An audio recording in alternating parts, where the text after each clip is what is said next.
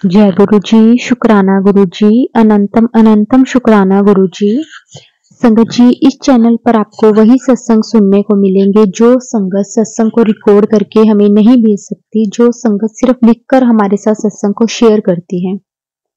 संगत जी, क्योंकि गुरु जी के सत्संग सुनने और सुनाने का मौका भी सबको ही मिलना चाहिए और गुरु जी भी चाहते हैं कि हमें सत्संग सुनना भी चाहिए और सत्संग सुनाना भी चाहिए। इसलिए गुरु जी का एक वचन है कि सत्संग करन वाले दा भी कल्याण ते सत्संग सुनन वाले दा भी कल्याण।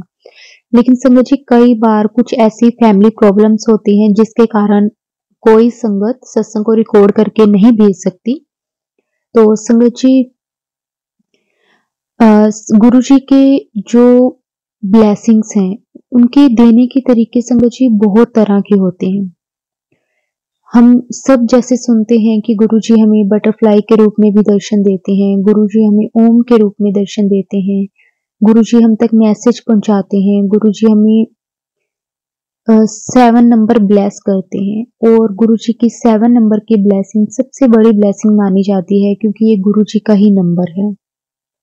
तो संगत जी, गुरुजी अपने बच्चों को ब्लेस करने के लिए बहुत गुरुजी के तरीके हैं संगत जी, जो कई बार हम सोच भी नहीं सकते कि गुरुजी किस-किस तरह से अपने बच्चों को ब्लेस करते हैं। संगत जी, आज का जो सत्संग है हमारे साथ प्रीति आंटी जी ने शेयर किया है। संगत जी, बहुत सुंदर सत्संग है, लेकिन सत्संग शुरू करने से पहले हम गुरुजी का मंत्र जाप करेंगे, फिर हम सत्संग को शुरू करेंगे। ओम नमो शिवाय, शिवजी सदा सहाय। ओम नमो शिवाय, गुरुजी सदा सहाय। जय गुरुजी, शुक्राना गुरुजी। संगत जी, आंटी जी की जर्नी गुरुजी के साथ लगभग 2 साल पहले ही शुरू हुई है। संगत जी, कहते हैं ना कि जब जिसका टाइम आता है, उसी वक्त गुरुजी हमें अपने साथ कनेक्ट करते हैं। हम चाहे कितना भी सोच लें, कितना भी कुछ कर लें, हमारे सामने कई बार गुरुजी के स्वरूप आते हैं, कई बार गुरुजी के मैसेज आते हैं, लेकिन गुरुजी उन्हीं संगत को कनेक्ट करते हैं जिनका टाइम आ चुका होता है गुरुजी के साथ जुड़ने का। लेकिन कई संगत आज भी ऐसी हैं संगत जी कि उनको गुरुजी के मैसेज आते हैं, लेकिन उन्हें नहीं समझ में आता कि गुरुजी उन्हें अपने साथ जोड़ रहे हैं। संगत जी, हर किसी का टाइम गुरुजी ने डिसाइड किया हुआ है। उसी तरह संगत जी, आंटी जी की भी जर्नी गुरुजी के साथ 2 साल पहले ही शुरू हुई है। उससे पहले भी आंटी जी ने कई बार गुरुजी का स्वरूप देखा था, लेकिन उन्होंने कभी भी ज़्यादा ध्यान नहीं दिया। जब भी उनके सामने आता संगत जी, वो इग्नोर कर देते। ना ही उन्होंने कभी ये देखने की कोशिश की कि ये कौन से गुरुजी हैं। बस जब भी उनके आगे कोई स्वरूप आता गुरुजी का, तो वो अनदेखा सा करके और आगे बढ़ जाते। लेकिन अब गुरुजी का हुक्म हो गया था, गुरुजी की ब्लेसिंग उनको मिल गई थी, तब गुरुजी ने उन्हें अपने साथ जोड़ा क्योंकि अब उनका टाइम आ गया था। तो संगत जी, आंटी जी को गुरुजी के साथ जुड़े 2 साल तो हो गए हैं, लेकिन कभी भी ये मौका नहीं मिला कि वो बड़े मंदिर जाके गुरुजी के दर्शन कर सकें। वो कई बार सोचते थे कि संगत जी वो गुरुजी के दर्शन के लिए बड़े मंदिर जाएँ, लेकिन कभी भी गुरुजी का हुक्म नहीं हुआ। संगत जी, हो भी कैसे सकता है? गुरुजी ने कब किसे बड़े मंदिर बुलाना है? संगत जी, ये सब कुछ भी गुरुजी के हाथ में ही है, हमारे हाथ में कुछ भी नहीं है। संगत जी, आंटी जी जब भी बड़े मंदिर जाने का सोचते, उनकी फाइनेंशियल कंडीशन के कारण संगत जी हर बार उन्हें रुकना पड़ता था। क्योंकि उनकी फाइनेंशियल कंडीशन ठीक नहीं थी, जिसके कारण संगत जी वो चाहकर भी नहीं जा सकते थे। तो संगत जी, अ, एक दिन आंटी जी को एफबी पर सर्च करते टाइम गुरुजी का स्वरूप सामने आया। संगत जी, जिस पर लिखा हुआ था, पुत्र मैनू पता है तू वड्डे मंदिर आना चाहनी है, पर तेरे कोल पैसिਆਂ ਦੀ तंगी है, तू नहीं आ सकती, ਤਾਂ तू मैनू ही अपने घर बुला लै। संगत जी, ये मैसेज आंटी जी को गुरुजी का मिला एफबी पर सर्च करते टाइम, क्योंकि संगत जी आंटी जी को ना जैसे जी पहले भी अपने साथ कनेक्ट करना चाहते थे। गुरुजी का स्वरूप आंटी जी के सामने कई बार आया, लेकिन नहीं उनका सही टाइम आया था। लेकिन जब से वो गुरुजी के साथ कनेक्ट हुए हैं, तब से ही उनका मन है कि वो एक बार गुरुजी के दर्शन बड़े मंदिर करके आएँ, क्योंकि उन्होंने बड़े मंदिर के बारे में बहुत कुछ सुना हुआ था कि वो बहुत ही सुंदर मंदिर बना हुआ है। वहाँ का डिसिप्लिन, वहाँ का ऑरा, वहाँ की जो वाइब है वो अलग तरह की है। तो समझिए आंटी जी का बहुत मन करता था कि वो एक बार बड़े मंदिर जाकर गुरुजी के दर्शन करें। लेकिन संगत जी, जब आंटी जी को फेसबुक पर सर्च करते टाइम गुरुजी का स्वरूप सामने आया, जिसके ऊपर लिखा हुआ था कि मैनू पता है तू वड्डे मंदिर आना चाहनी है, पर मैं तैनू पैसिਆਂ ਦੀ तंगी है, तू नहीं आ सकती, तो तू मैनू अपने ही घर बुला ले।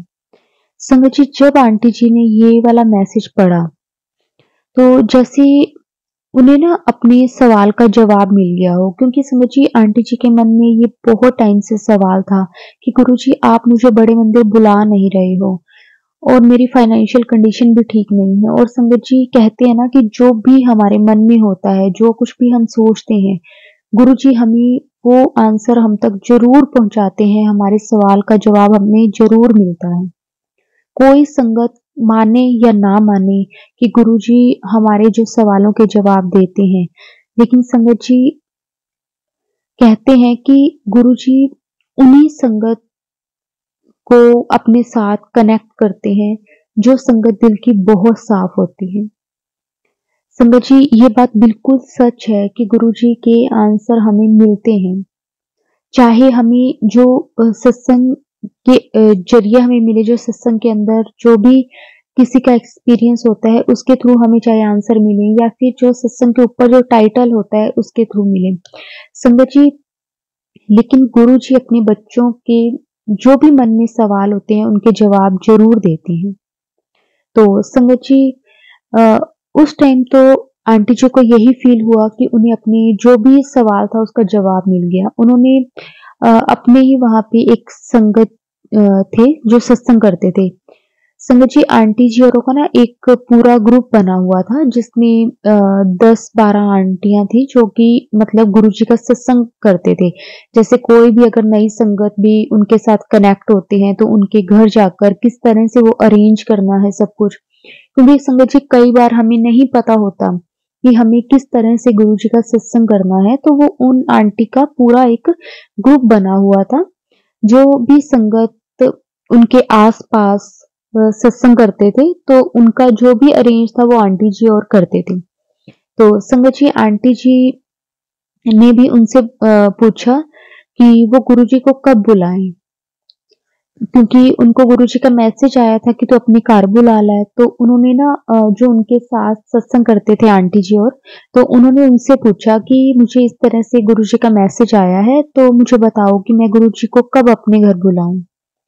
तो संगत जी, कोई कुछ कहता तो कोई कुछ कहता, क्योंकि संगत जी हमें नहीं पता होता कि गुरुजी की जो ब्लेसिंग्स हैं वो गुरुजी हमें किस तरीके से दे रहे हैं, कि क्या वे है गुरुजी का देने का, मतलब गुरुजी क्या सोचकर हमें वो ब्लेस कर रहे हैं। वो जो भी प्लानिंग होती है ना गुरुजी की, संगत जी वो हमें नहीं पता होती। गुरुजी की प्लानिंग के आगे हमारी प्लानिंग कोई काम की नहीं है, हम कुछ भी नहीं है गुरुजी के आगे।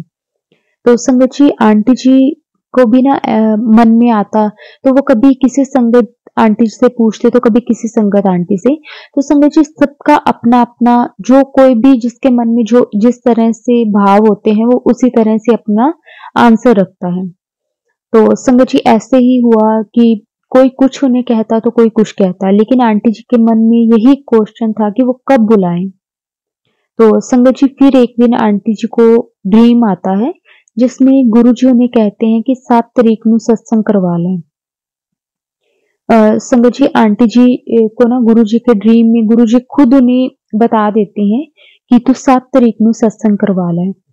तो संगत जी फिर आंटी जी संगत जी आंटी जो जैसे कि आंटी जी ने बताया कि वो सत्संग करते हैं, तो 7 तारीख के लिए आंटी जी और उन्हें पंजाब में कहीं सत्संग करने के लिए जाना था।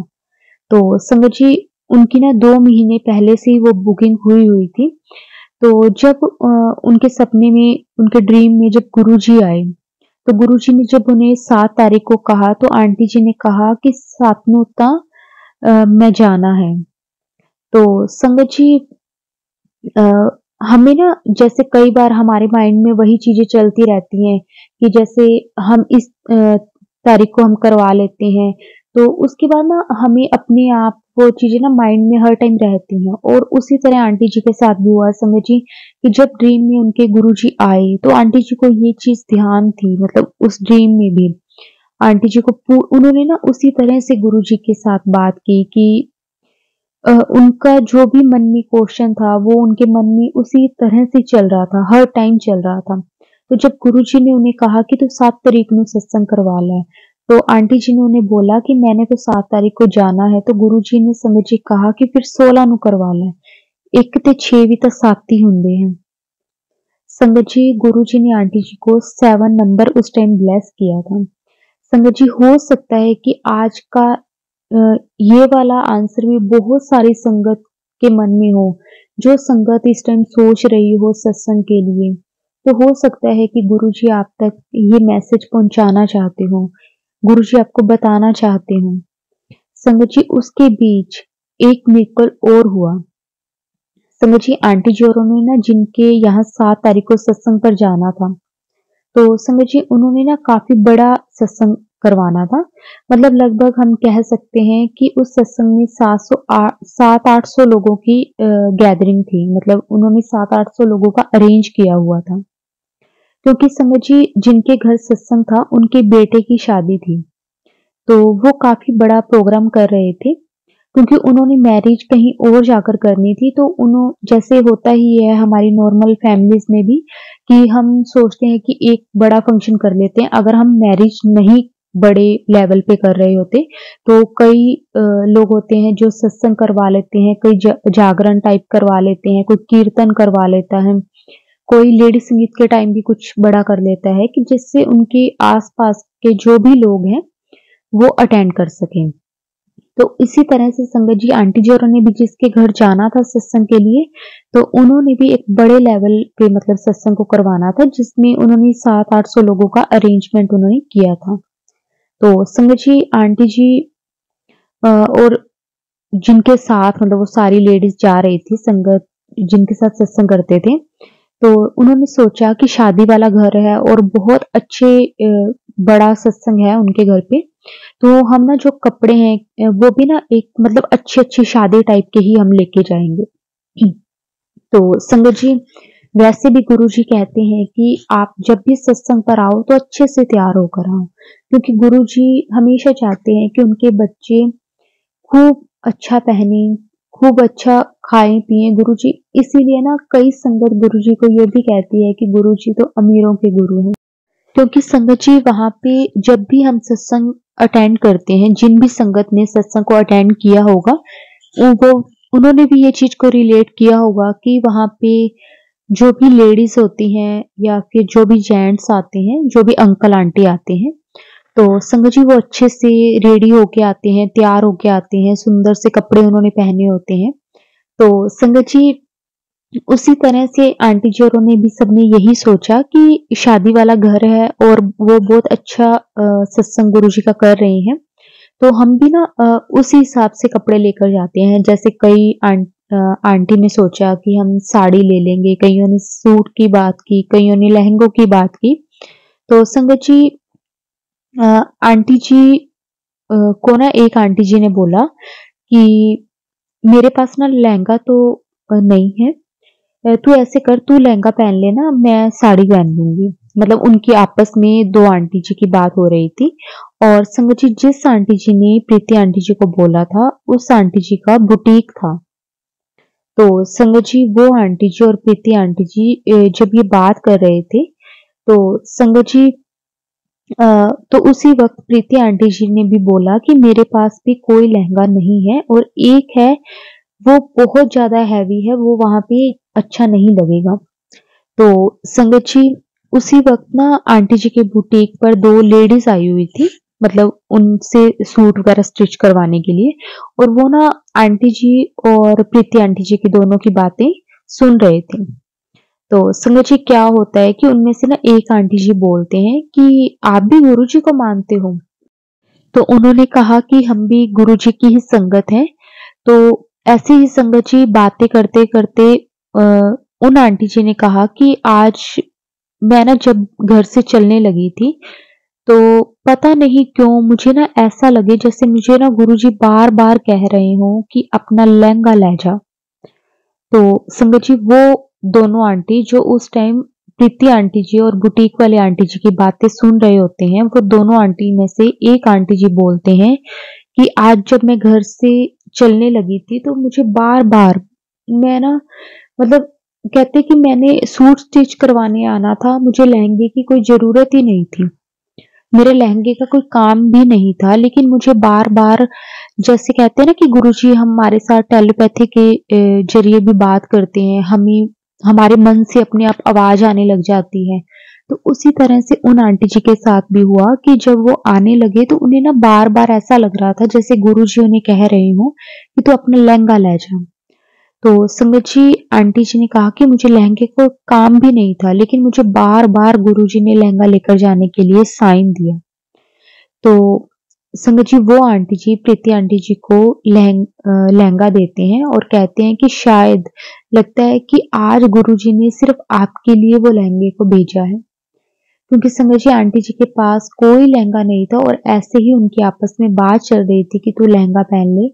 और संगत जी जैसे कहते हैं ना कि गुरुजी को पता है कि उनकी ना फाइनेंशियल कंडीशन भी संगत जी ऐसे नहीं थी कि वो कहीं से अरेंज कर लें, मतलब कोई नया खरीद लें या फिर रेंट पे ले लें, कुछ भी, तो वो नहीं ले सकते थे।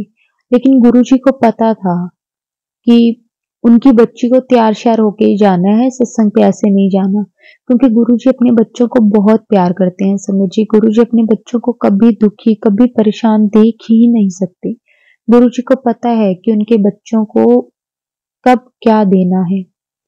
तो संगत जी फिर आंटी जी को प्रीति आंटी जी को उस आंटी जी ने लहंगा उनके हाथ में दिया कि ये लहंगा जो गुरुजी ने आज मुझे बार-बार लेकर जाने के लिए कहा है, ये सिर्फ आपके लिए ही गुरुजी ने भेजा है। तो संगत जी फिर आंटी जी उनसे वो लहंगा लेते हैं और जब वो ट्राई करके देखते हैं, तो संगत जी आप विश्वास नहीं करोगे कि वो लहंगा ऐसा लग रहा था जैसे वो स्पेशल प्रीति आंटी जी का ही लहंगा हो। मतलब उसकी फिटिंग, मतलब हर एक चीज़ बिल्कुल परफेक्ट थी और वो था भी इस तरह से कि वो जो आंटी जी की एज है उसके अकॉर्डिंग पहनने वाली। जय गुरुजी, शुक्राना गुरुजी, अनंतम शुक्राना गुरुजी। संगत जी, गुरुजी ना अपने बच्चों को इतना प्यार करते हैं, इतना ब्लेस करते हैं ना संगत जी, हमारी ना सोच भी वहाँ तक नहीं जाती जितना गुरुजी हमें देते हैं। हमारी औकात से इतना बढ़कर गुरुजी हमें देते हैं ना संगत जी, हम ना हर टाइम, हर श्वास-श्वास पे गुरुजी का शुक्राना करते रहे ना, हम फिर भी उनका एहसान कभी नहीं चुका सकते। क्योंकि गुरुजी हम पे इतनी कृपा करते हैं। तो संगत जी फिर उन आंटी जी ने प्रीति आंटी जी को लहंगा दे दिया और उसके बाद संगत जी क्या होता है 7 तारीख वाला आंटी जी और सत्संग पे जाते हैं और संगत जी गुरुजी की कृपा से वो सत्संग बहुत अच्छे से होता है। मतलब इतनी गैदरिंग थी उस टाइम उस सत्संग में कि मतलब हम सोच भी नहीं सकते। लेकिन कहते हैं ना कि गुरुजी को पता है कि हम किस भाव से करवा रहे हैं, हम किस भाव से कर रहे हैं। गुरुजी को सब पता है अपने बच्चों का। गुरुजी कभी भी अपने बच्चों का बुरा नहीं होने देते। गुरुजी हर पल अपने बच्चों की लाज रखते हैं। और संगत जी ऐसा ही हुआ, 7 तारीख वाला सत्संग बहुत ही अच्छे से हुआ और संगत जी उसके बाद 16 तारीख को आंटी जी के घर सत्संग गुरुजी का होता है और आंटी जी ने ना संगत जी 25 से 30 लोगों का अरेंजमेंट किया था, अपने सत्संग पे बुलाया था मतलब। लेकिन संगत जी सत्संग शुरू हो गया था, लगभग ना शुरू हुए आधा घंटा हो गया था, लेकिन उनके घर पे सिर्फ 7 ही लोग थे। संगत जी गुरुजी ना मतलब हम सोच भी नहीं सकते कि गुरुजी हमारे लिए क्या सोचते हैं और हम हमारी सोच कितनी क रह जाती है। संगत जी आंटी जी ने ना 25-30 लोगों का अरेंज किया था, लेकिन सत्संग शुरू हुए लगभग आधा पौना घंटा हो गया था, लेकिन सिर्फ 7 ही लोग आए थे। और संगत जी आंटी जी ना अपने मन ही मन में ये चीजें सोच रहे थे कि गुरुजी को बोल रहे थे कि गुरुजी आपको पता है कि मेरी फाइनेंशियल कंडीशन ठीक नहीं है, लेकिन जो भी सत्संग के बाद प्रसाद का अरेंज मैंने किया है, उसमें मतलब मैंने 25 से 30 लोगों के हिसाब से वो अरेंज किया है, लेकिन अब सत्संग में सिर्फ 7 ही लोग आए हैं। गुरुजी मैं अब क्या करूँगी? मतलब आंटी जी की ना फाइनेंशियल कंडीशन भी समझिए इतनी अच्छी नहीं है, तो आंटी जी मन ही मन में सोच रहे थे कि मैंने इतनी मुश्किल से सब कुछ अरेंज किया है, और संगत जी अभी आंटी जी ये सोच ही रहे थे कि एक साथ 16 लोग एक साथ आ जाते हैं। संगत जी 1 और 6 फिर 7, मतलब गुरुजी ने फिर आंटी जी को 7 नंबर ही ब्लेस किया। संगत जी गुरुजी का बहुत बहुत बहुत शुक्राना, हम जितना कहें उतना कम है। संगत जी गुरुजी के मिरेकल्स को हम जान ही नहीं सकते, मतलब गुरुजी कितना ब्लेस करते हैं अपने बच्चों को। संगत जी पहले 7 लोग बैठे थे, फिर 16 लोग आ गए, और मतलब हर बार गुरुजी ने सत्संग पहले 7 के लिए बोला था, फिर 16 के लिए बोला। मतलब गुरुजी ने हर पल हर चीज में आंटी जी को 7 नंबर ब्लेस किया। संगत जी गुरुजी हमें हर पल एहसास करवाते हैं कि आप कभी भी किसी चीज के लिए मत घबराओ, मैं आपके साथ हूँ। लेकिन संगत जी हम भी इंसान हैं, हमारे ना मन में ये चीजें आ जाती हैं, हम चाहे लाख लाख कोशिश कर लें कि हम ये चीजें ना सोचें, लेकिन फिर भी पता नहीं क्यों अपने आप ही मन में ये चीजें आने लग जाती हैं।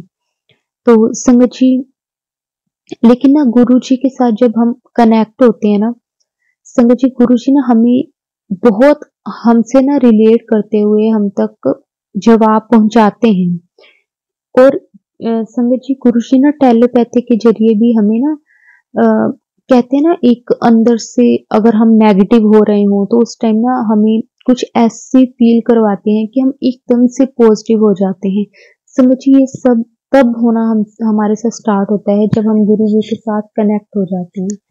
अगर हम गुरु जी के साथ सच्चे मन से कनेक्ट नहीं है ना, तो संगत जी हम इधर उधर भटकते ही रह जाएंगे। हमारे पास ना कुछ हमारा वो ही नहीं है कि हमने ना हम इधर के ना हम उधर के।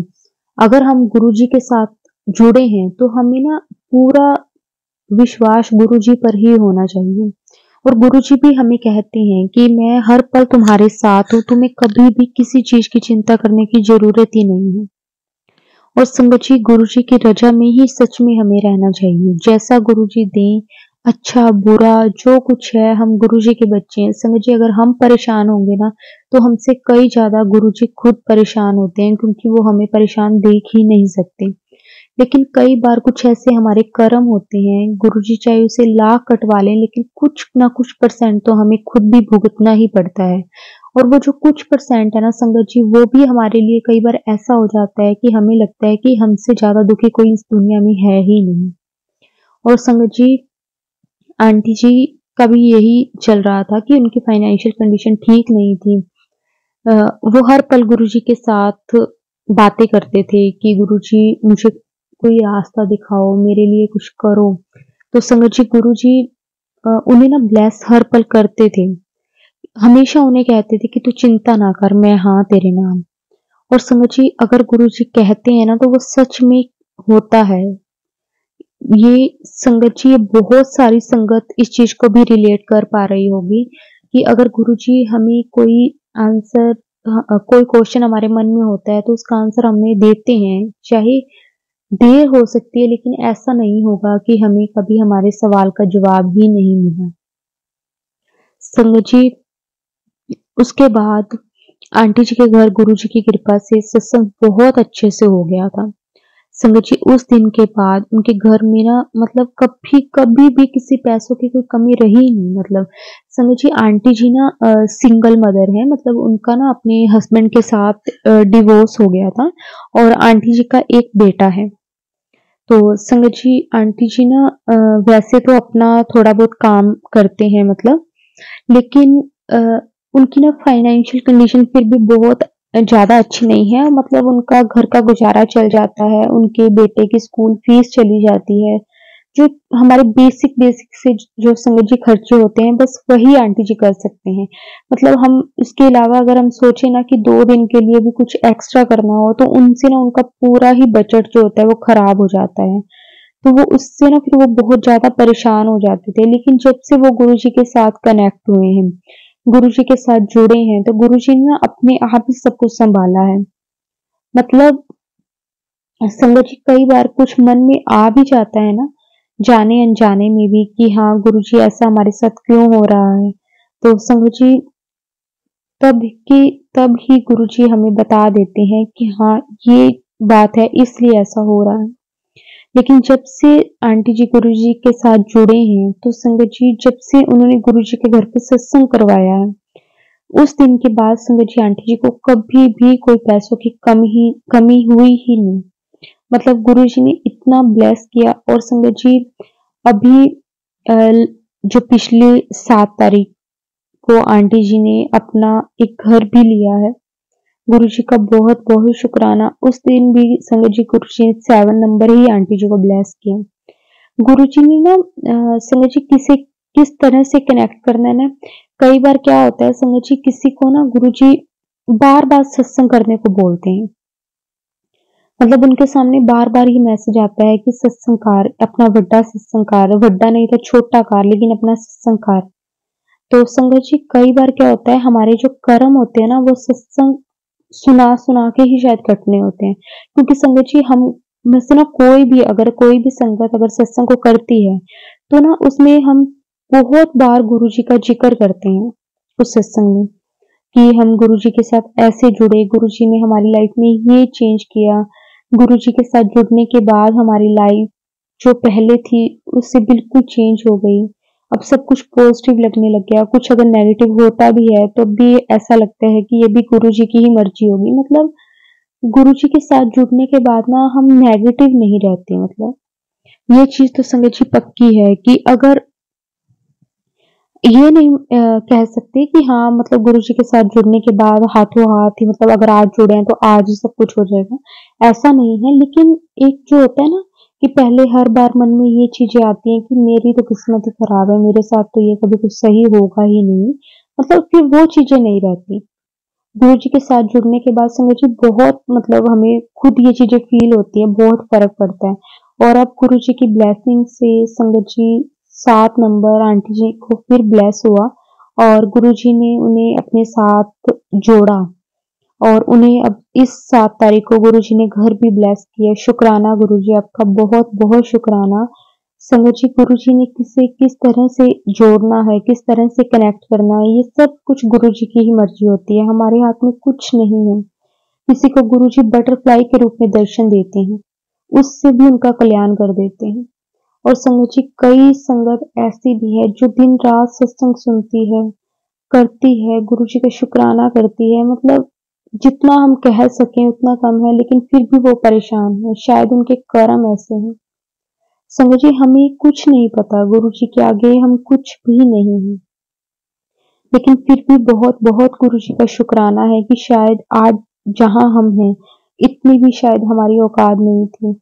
और गुरुजी को कई बार हम कहते हैं ना कि गुरुजी हमारा ये काम नहीं हो रहा, तो गुरुजी हमें ये भी मैसेज देते हैं कि तू खुद बैठ के सोच कि तू पहला कित्थे सी ते हुण कित्थे है।